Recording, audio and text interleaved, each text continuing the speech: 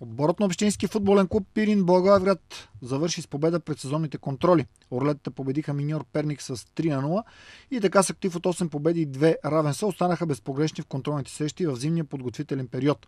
И отново през първото по време голове не паднаха, както и преди седмица срещу Септември Симитли, а повторен дебют за Пирин направи Благой Наков, който през седмицата стана последното ново попълнение на отбора. В предни позиции титуляри започнаха Влади Златинов и Атанас Чепилов, а отново тримата вратари, на които разчита Йордан Самоковлийски, Христо Бахтерлиев, Красимир Костов и Веско Ганев, изиграха по 30 минути.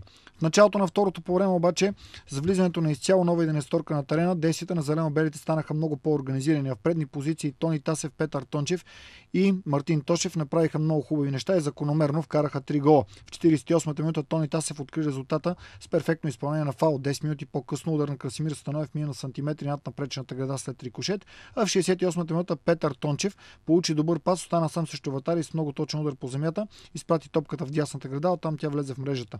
4 минути преди края на матча Мартин Тошев остана сам срещу вратаря и се опита да подаде на Тончев. Поданието бе пресечено от Юлиан Расов, който си вкара автогол и форми крайното 3-0. В отбора на Миньор Перник добри думи могат да се кажат през първото по време за целия отбор, който стоеше много добре на терена, но през второто по време Христо Янев вкара в игра и доста юноши и това се отрази на качеството на играта на отбора. Преди почивката Виктор Софрониев и Валери Кулинов, особено във втори случай, имаха шанс да вкарат гол, но вратаря Костов спаси с невероятен рефлекс.